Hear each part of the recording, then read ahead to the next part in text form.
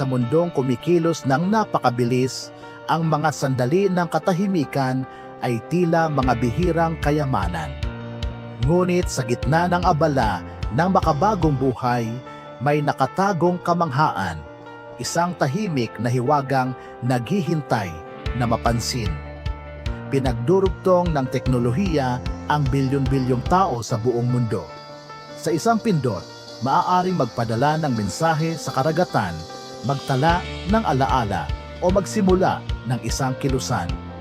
Ngunit sa likod ng mga screen at signal, may mas malalim na ritmo, ang tibok ng puso ng pagkamalikhain ng tao. Ang makabagong kamanghaan ay hindi lamang tungkol sa imbensyon. Ito ay tungkol sa muling pagtuklas, ang paghahanap ng hiwaga sa araw-araw. Sa paraan ng pagtalbog ng liwanag sa mga gusali, sa paglalakbay ng musika sa hangin, sa mga ideyang dating imahinasyon lamang na ngayon nagiging realidad.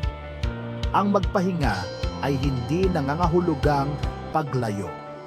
Ito ay muling pagkakaugnay sa pandama, sa kuryosidad, sa pagkamangha na siyang bumuo ng makabagong mundo.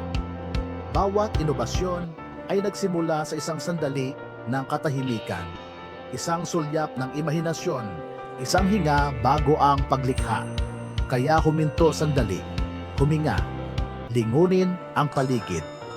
Ang makabagong mundo ay hindi lamang paghabol sa progreso. Ito ay isang buhay na galeriya ng pagkamangha ng sangkatauhan.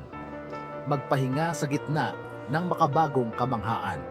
Sapagkat kahit sa panahon ng bilis, may kagandahan sa pagbagal at sa pagtanaw kung gaano nakalayo ang narating ng imahinasyon. The Zeusev.